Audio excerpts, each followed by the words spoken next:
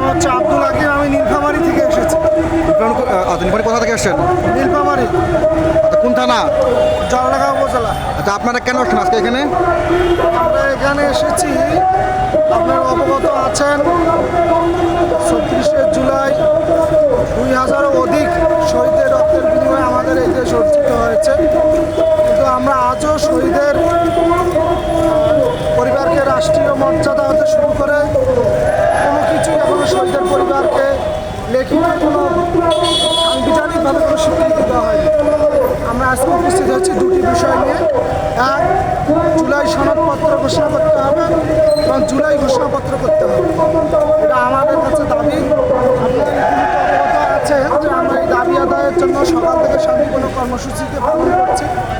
হঠাৎ করে প্রশাসনের বাইরে এটাকে বাধাগ্রস্ত করার চেষ্টা করতেছে, আমাদের উড়ে দেওয়ার চেষ্টা করতেছে। আমরা দীর্ঘ